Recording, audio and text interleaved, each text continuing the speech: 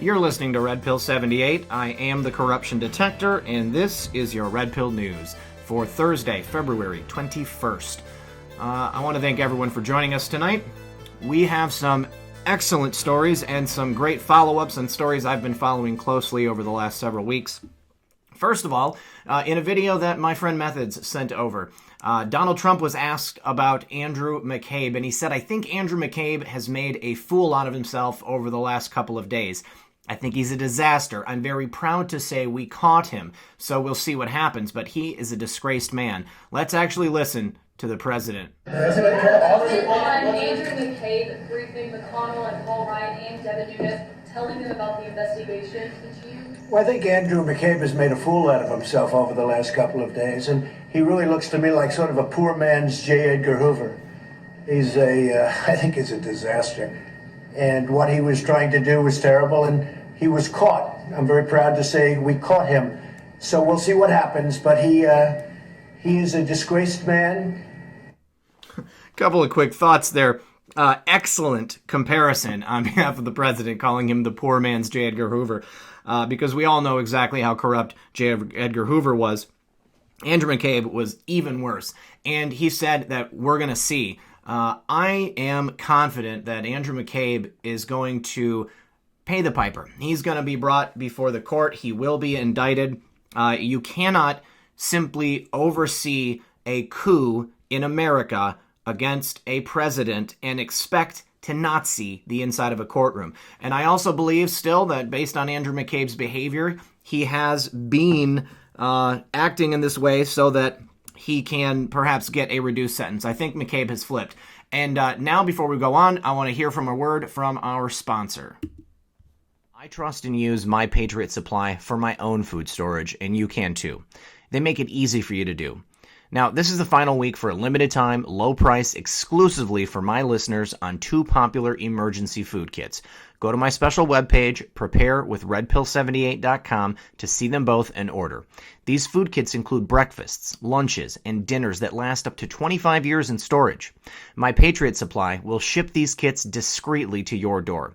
So do it now at preparewithredpill78.com. preparewithredpill78.com. All right, next, another post from my friend Methods, and this is actually the embedded video in one of the posts from our favorite Anon, post 2846. This is another example of the television studios trying to seed the idea of our favorite Anon into the popular lexicon. But for what reason? You'll have to take a listen. Let's check this out. Some of this is coming back now. What does it say? These are Reb's notes from an interview with someone. No name, just an initial Q. Q? Who the hell's Q? In Jason's notes, he used to manipulate the alphabet. What if we shift the letters back by one character? Okay, so Q's really P. It's funny how they're trying to give us the idea that this is actually someone named P. But, you know, it's incredible the way that they are bringing this all out now. They went from print to film now, and before you know it, someone is going to ask the question of our president. Now, in a story sent over from one of my researchers, Jackie, 3 men killed in Porter Ranch have been identified. Police say it was not a random attack or robbery. This is from KTLA 5. There's a triple murder in Porter Ranch. I guess that's an area, a suburb perhaps of Los Angeles. Los Angeles police released the identities Tuesday of the 3 men killed in a Porter Ranch gated community, saying the crime does not appear to be a random attack. The 3 victims were identified by the Los Angeles Police Department as Gary Davidson, 39, Benny Lopez, 46, and Jesus Perez, 34. Police says it appears Davidson had allowed the shooter or shooters into the house before gunfire broke out on Monday afternoon, and the crime does not appear to be a burglary, as had been suspected. It's believed the suspect or suspects likely knew the victims, who had been specifically targeted, LAPD Captain William Hayes told reporters during a Tuesday news conference. He said the 3 victims were all found in the same common area of the home. Hayes said there was no sign of forced entry, and it appears the suspects were let into the home for some period of time before a struggle and shooting ensued. The shooters would have been let in since it's a gated community, so police are looking at surveillance video and following up on who came in and out, Hayes said. The LAPD captain would not say whether drugs are believed to have been involved. Authorities were called to the large two-story home after a female resident in an upstairs bedroom called 911 about 3:45 p.m. after hearing the shots, Hayes said. The woman who had tried getting a hold of Davidson, who she's believed to have some sort of relationship with. Davidson was the only one of the victims who lived at the home in the affluent community of the northwestern San Fernando Valley, Hayes said. He had been renting there for about 2 years. Police also believed he had some sort of relationship with Lopez, a resident of Anaheim, and Perez, who's from Paris. Nobody was in custody in connection with the killings, LAPD officer Drake Madison said earlier Tuesday. He declined to comment and then asked if police are searching for suspects. U.S. Congressman Brad Sherman, who lives in Porter Ranch, told reporters he feels safe, but said the killings are in a small community and it shakes you up a bit. Guests and residents must have driven past a guarded gate to enter the development, where homes list for over $1 million. Now, it begs the question, what were these guys into? If this was not a robbery, this means that this was a targeted event.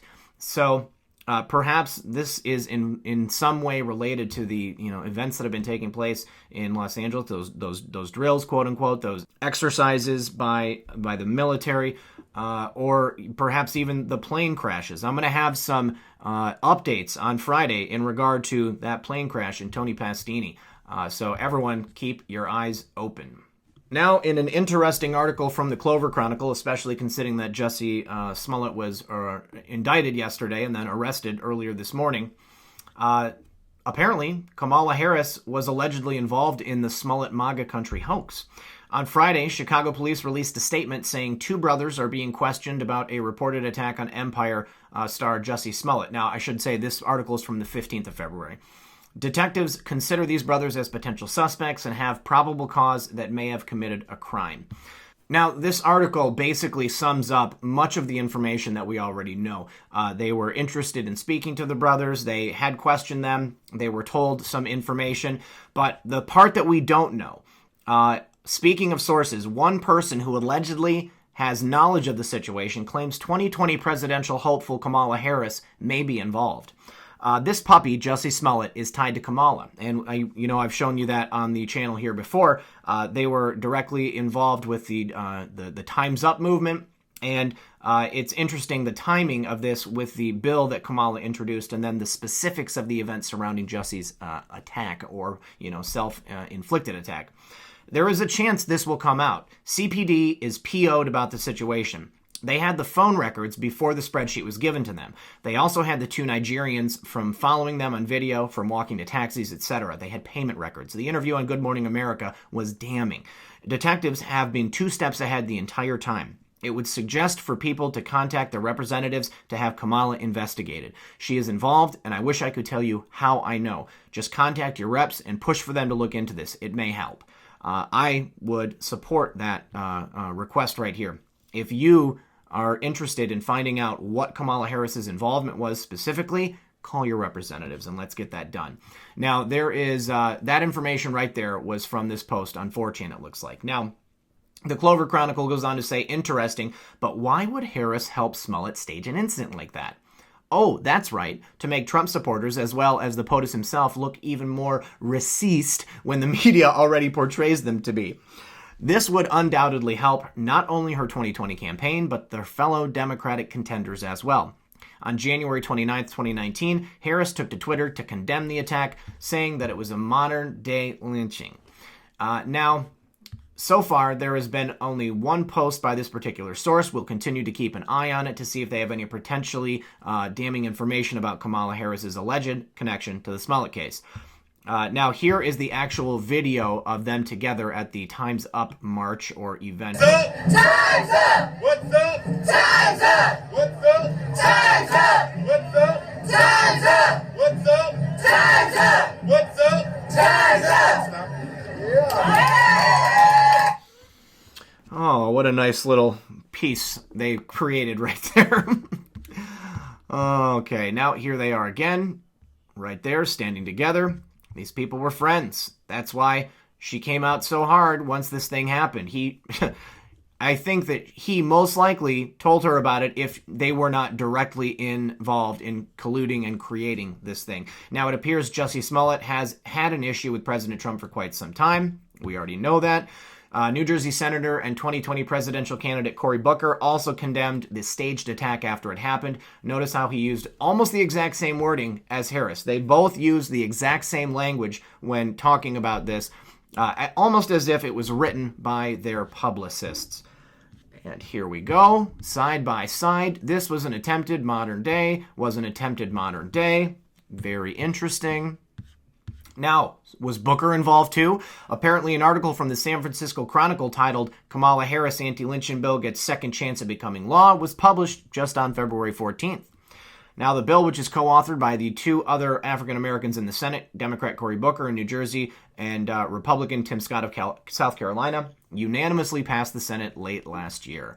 We've been unable to confirm if Jussie Smollett's mother's maiden name is Harris, related to Kamala Harris, but it is interesting nonetheless. And now Rex, I believe this is from Gab, says, potential bombshell, Jussie Smollett's mother is Janet Smollett. However, her birth name is Janet Harris. I'm trying to work out if there's a family connection between Janet Harris and Kamala Harris. It would be through their parents or even grandparents. Can you guys have a look? If there's a hidden family link, that's pretty big news, given the suspicion that Kamala is involved in the Smollett hoax. Update 5. Jussie Smollett, Kamala Harris, Cory Booker, and the Justice of Victims of Lynching Act. Let's see. So this was when they had put it together on June 29th. Senator Harris, Booker lead unanimous passage of federal anti-lynching legislation on December 20th. On January 21st, Senator Kamala Harris announces her 2020 presidential bid. On January 22nd, the letter containing the powder was sent to the Empire actor. Now, we now know that Jussie wrote that letter himself. He came out and made a tweet suggesting that this substance could be in anything at any time, and people needed to watch out because it was a real threat. It was not. Then on the 29th, he was suspected of being assaulted, but apparently he did it himself. That has been proven now, and that's why he's being indicted. On January 29th, it was condemned by both Booker and Harris. On February 12th, Smollett says he redacted phone files to protect privacy, but he took the records out probably because he didn't want them to see that he was actually colluding with those Nigerian brothers. Now, are Kamala Harris and Cory Booker's numbers in there as well? We're going to have to wait and see. Then on February 14th, Senator Kamala Harris's bill gets a second chance at becoming law, and then it was passed unanimously again Thursday. Now, with Democrats in control of the House, it stands a strong chance of making it to President Trump's desk. A Republican aide told the Chronicle in December that the party held off on last year's bill over concerns about its breadth, including its inclusion of protections for gender identity and sexual orientation. Then on the 15th, California Governor Gavin Newsom is endorsing Kamala Harris for president. He said, I think the American people could not do better than Harris. He added later in a tweet, Kamala Harris is a fearless fighter, a voice for the voiceless and vulnerable. On February 15th, Chicago police released the two questioned in the Smollett case, the two men identified only as Nigerian brothers. We now know their names and we have seen their faces in video footage. Update 6, a good question, Tariq. Tariq Nasheed says, I wonder if the Kamala Harris team was going to use the Jussie Smollett situation to get momentum for her. What if this Jussie Smollett LGBT hoax was orchestrated by other people who had a certain agenda? Well, Tariq, we know that that's not true. It was orchestrated by Smollett and perhaps Kamala Harris. Now, update number 7. Jussie Smollett was involved in creating that letter that was sent to him. Update number 8. This video isn't exactly new, and we watched it the other day. Kamala Harris literally looked for a place to run when asked about the attack and her response to it. Update number 9. Jussie Smollett is facing these charges. Felony criminal charge of disorderly conduct and filing a false police report has been approved. Chicago Police Department is working with Smollett to turn himself in. He did this morning. Smollett's legal team released a statement vowing an aggressive defense. Why even try? Smollett was classified a suspect by police and has now been charged. Gloria Schmidt, attorney for the two brothers previously deemed suspects, addressed reporters and urged Smollett to say what actually happened. Now, we also saw last night that footage of the brothers purchasing the red hat and ski masks. Update 10, Was this an attempted Kamalicide on conservative African-American comedian Terrence K. Williams? He reportedly identified Jussie Smollett as Harris's nephew yesterday. The accident occurred earlier on the 20th of February, right there. Interesting right there. So he came out and said that Jussie Smollett was Kamala Harris's nephew, and then later on that day, he is in a nearly fatal car wreck, breaking his neck and hurting his spine very, very badly. What tweet? About saying that it is a modern day lynching, that Sorry. Jussie Smollett. Okay, so I will say this about that case. I think that the facts are still unfolding, and I'm very concerned.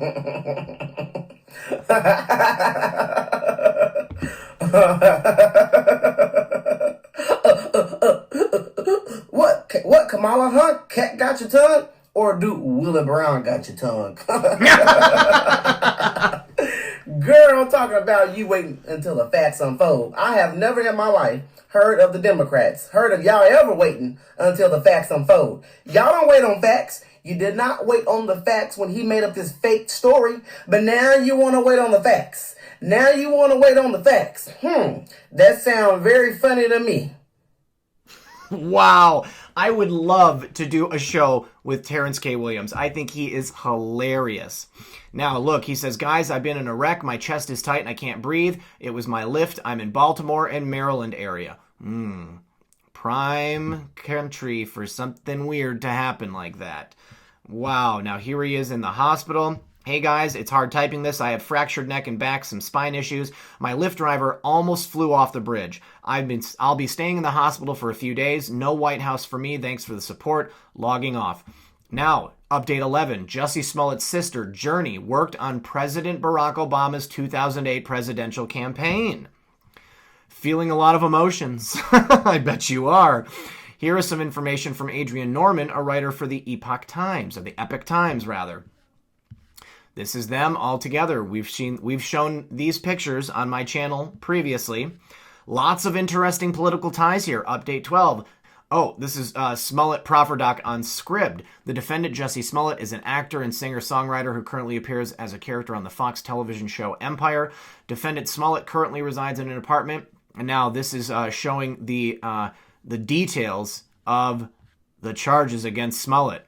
How he did it. This link will, of course, be in the description below, guys, and I highly suggest you read this and share it widely. Update number 13, it looks like Mr. Smollett made it into the Faking Hate Crimes database. Look at that. Remember, this is from our favorite Anon. Hate hoax by Smollett, FF designed to pass anti-lynching law, gets wall-to-wall fake news coverage. Real hate, real violence and fascism carried out by members of Antifa gets zero coverage. Reconcile. 1 equals 1. When will the FBI conclude their investigation into Antifa? What happens if the phone records of Smollett leak? Who did he talk to multiple times prior to turning himself in? Political forces at work, enemy of the people. Notice a trend by liberals and Ds? Fake, fake, fake. They will stop at nothing to regain power. Update 15. Here's an interesting read that might provide more clues and get us closer to finding out the truth about the Smollett hoax. From the author, the key to understanding this case lies in the court of the Nigerians.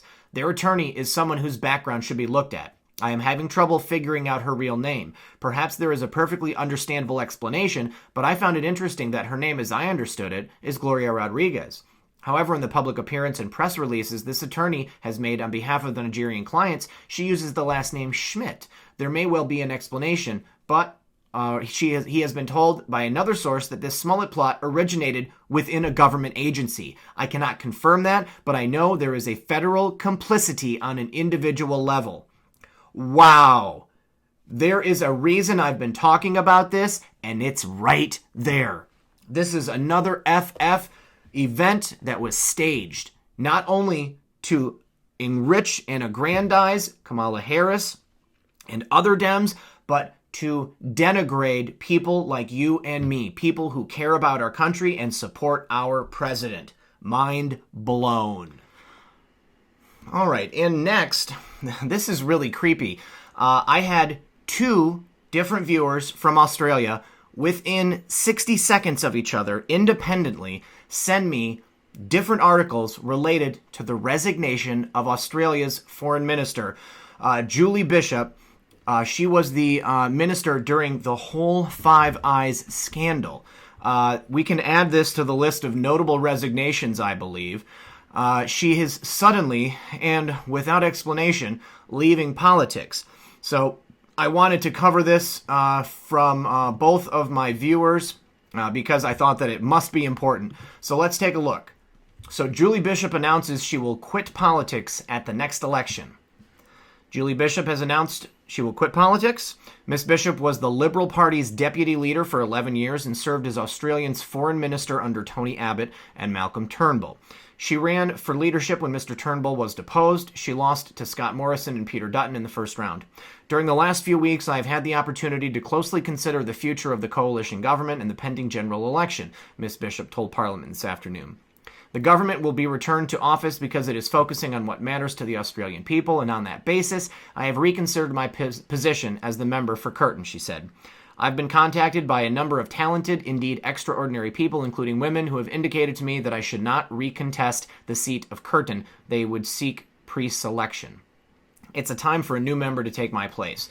Wow. So she is leaving probably because she knows her head is on the chopping block, because all of the information our favorite Anon has been bringing has told us that the people who worked in the Five Eyes intelligence agencies during the witch hunt and the illegal spying on President Trump and the people in his campaign, she would have been directly involved in that.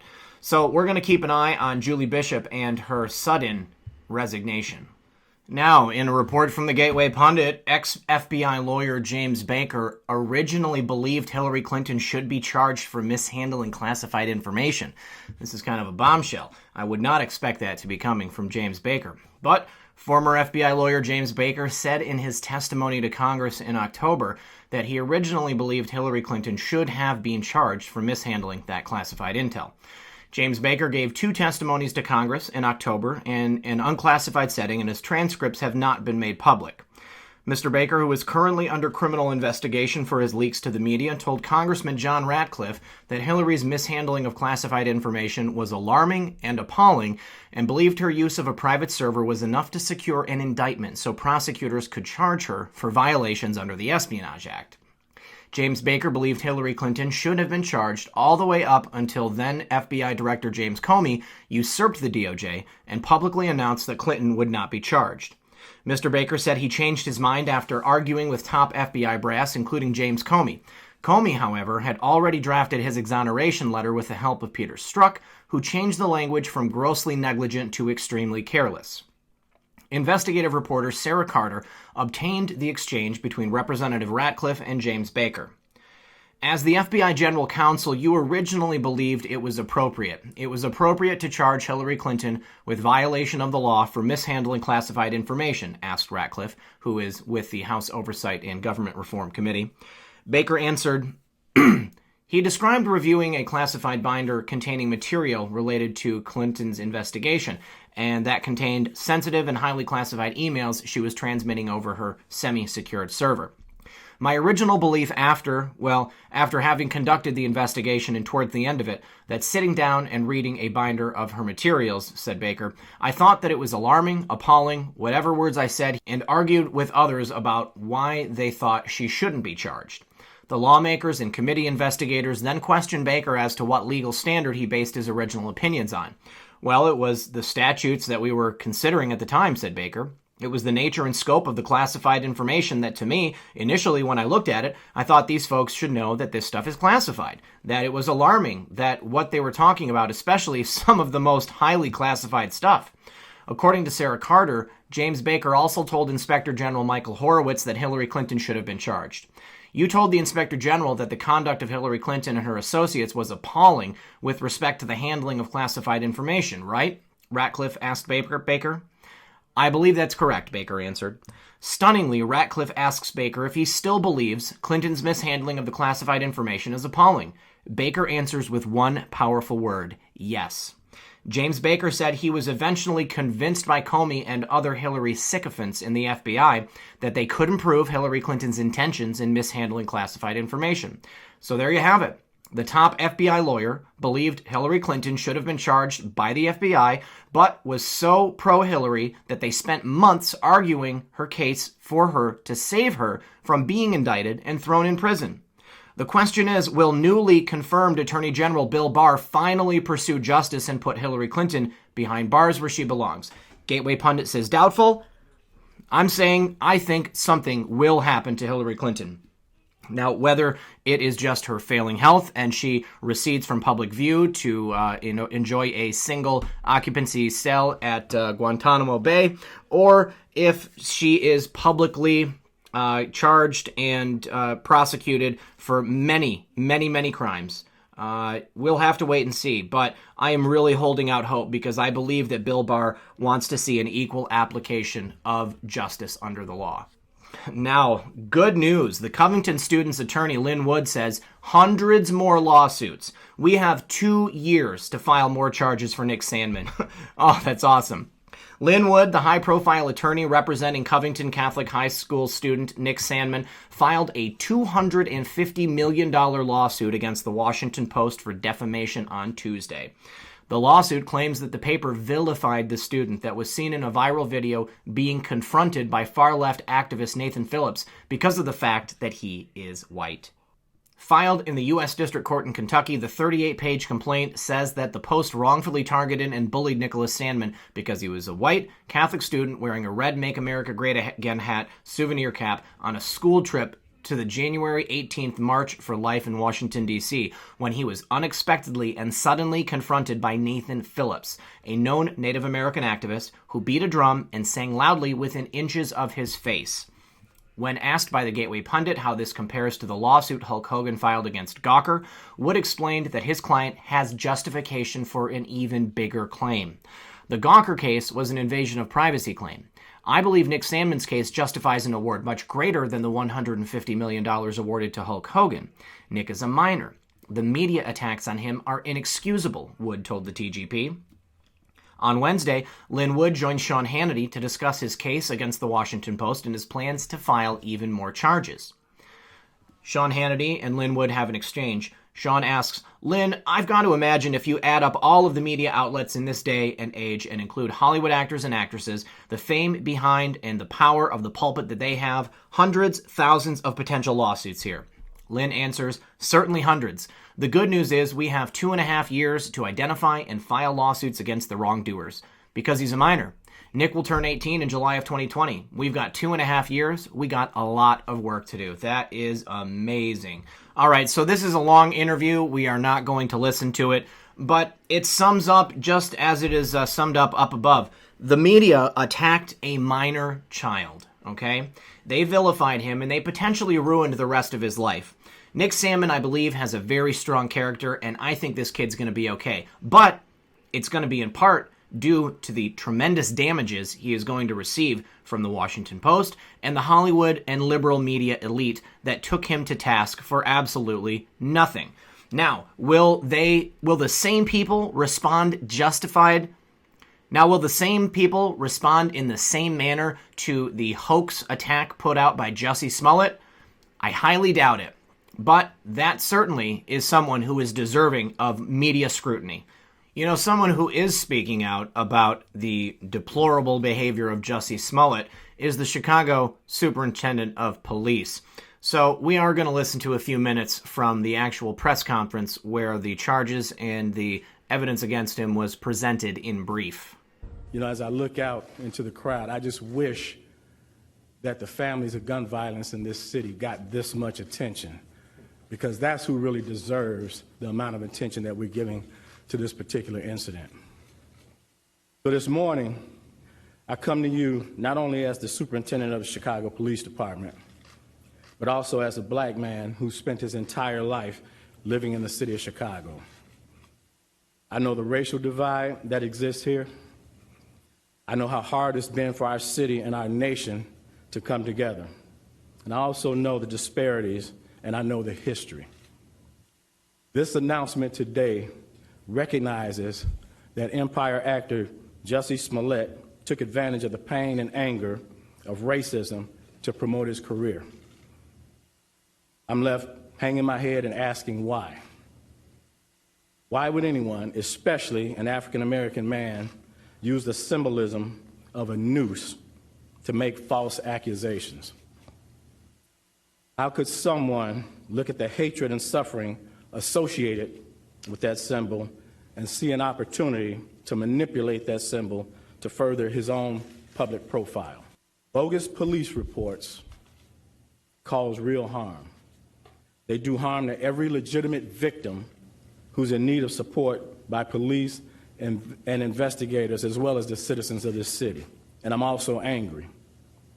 I love the city of Chicago and the Chicago Police Department, warts and all. But this publicity stunt was a scar that Chicago didn't earn and certainly didn't deserve. Smollett attempted to gain attention by sending a false letter that relied on racial, homophobic, and political language. When that didn't work, Smollett paid $3,500 to stage this attack and drag Chicago's reputation through the mud in the process. And why? This stunt was orchestrated by Smollett because he was dissatisfied with his salary. So he concocted a story about being attacked. I only hope that the truth about what happened receives the same amount of attention that the hoax did. If only the men and women of today's mainstream media cared as much about the senseless deaths of men, women, and children in Chicago as they do about trying to unseat our elected president, then perhaps that recognition of the issues we have in cities like Chicago, perhaps that would have a positive effect and could actually do something, could wake people up. But instead, they continue to report on the fake news that you see every day. Now, finally, in my last story from the Daily Caller, a piece by Victoria Tensing entitled "DOJ Planned a Coup Against President Trump and the Press Doesn't Care." Andrew McCabe and Rod Rosenstein, along with other Department of Justice officials, plotted a political assassination of President Trump. Listen closely so you can hear the mainstream media's crickets. Former FBI Acting Director Andrew McCabe confessed on 60 Minutes and elsewhere that he and Deputy Attorney General Rosenstein discussed ousting the president in May 2017, even going so far as contemplating Rosenstein's wearing a wire to capture the words of the president regarding his reason for firing Comey. Their weapon for ousting the duly elected president was the 25th Amendment to the Constitution. The limited media comments expose a dreadful ignorance of the law. A collective ho-hum was the response to McCabe's claim that Trump's firing Comey triggered the investigation. Such commentators, such as CNN's Jeffrey Toobin, even claim to have a law degree. They must have skipped constitutional law class because the president has Article II authority to fire anyone in the executive branch for any reason or for no reason. Whatever President Trump stated regarding his firing of Comey, and he has provided numerous reasons, he has no legal significance whatsoever. Worse, the media seem unable to comprehend the plain meaning of the 25th Amendment, which has three purposes. First, to designate who succeeds the president in case of death or resignation, which is clearly not an issue here. The second, to provide the process of succession when the president transmits in writing to the House and Senate that he is unable to discharge the powers and duties of his office, is also irrelevant. The third purpose provides a process for removing the president when the vice president and a majority of the cabinet deem the president unable to discharge his powers and duties. Its history reflects the framers' desire to address the type of concerns that arose when President Woodrow Wilson suffered a stroke or when President Ronald Reagan was wounded in an assassination attempt. It has nothing to do with the president's intent for firing personnel. Any Justice Department official who even mentioned the 25th Amendment in the context of President Trump has committed a grievous offense against the Constitution, asserted former Harvard Law professor and Clinton supporter Alan Dershowitz, while pointing out that the 25th Amendment is not a constitutionally valid substitute for impeachment. Trying to use the 25th Amendment to circumvent impeachment provisions or to circumvent an election is a despicable act of unconstitutional power grabbing, he added, describing the plot as an attempt at a coup d'etat. That view isn't shared by Toobin, whose ability to analyze the law correctly is hampered by his hatred of Trump. Toobin praised the aborted plot to oust the president as patriotic, ignoring the misdeeds of former Obama appointees John Brennan, Jim Clapper, and Sally Yates in framing candidate Trump with the fake dossier. Toobin gives plotters McCabe and Rosenstein a pass because they were not Democratic political appointees. A Washington Post reporter, Philip Bump, whose degree is in philosophy, should not be opining about the law or the Constitution. But he did, writing that the president should not complain because the plot would have likely failed. There is a reason conspiracies to violate the law are illegal. It is to convict persons when the crime does not come to fruition. One does not have to have a legal background to understand the 25th Amendment. Any journalist should be able to do so, but not Bump. He considers removing Trump by misusing, my word, not his, the 25th Amendment no different from voting for someone else in 2020. MSNBC commentator Joe Scarborough also sports a law degree, but he must have missed history class. Scarborough states that the president's 90-minute press conference announcing the national emergency on the southern border is a basis for the vice president and cabinet to invoke the 25th Amendment, claiming that if any of the 44 presidents had behaved that way, then those questions would have been raised. I think not, Crazy Joe. Does he not know of President Lyndon Johnson conversing with people while sitting on the toilet? Now that's bizarre behavior. The silence of the mainstream media about the plot to oust the president is deafening. Their ignorance is embarrassing and dangerous. Victoria's right. The fact that they have the platform they do, and they are spouting this ignorant nonsense and misleading the public, is creating a dangerous environment here in the United States. Every day on Twitter, I see people on the left, snowflakes, spouting insanities, saying, when will the president be taken down? When will the president be exposed? When will he stop lying? What has he lied about? He's done absolutely everything he said he was going to do. He is helping not only the people who supported him, but he happens to be helping you, you liberal snowflake. Andrew McCabe went around completely admitting everything that he had done. Now, as I've stated before, this fact cannot be lost on him. Andrew McCabe, in my opinion, is outing himself and everyone involved with him for this attempted coup, because it is necessary to bring these people to justice. The people have to understand it cannot come just from the president because they don't believe anything the president says. And now that it's coming from Andrew McCabe's mouth, you can't ignore it, okay? Except that's what the media is doing. They are allowing him a pass, pretending like it's nothing to worry about, pretending like it's no other thing than as if you were to vote for someone else in the 2020 presidential election. Well, I'll tell you what, it is far different. It is far more dangerous. No matter how dangerous it might be for us as citizens if Hillary Clinton, Cory Booker, Kamala Harris, or Elizabeth Warren were elected and put into office in the office of the president. So I just will leave you folks with that. I want to thank everyone for joining me tonight. As always, I am Red Pill 78, the corruption detector, and this was your Red Pill News. Good luck, everyone, and God bless.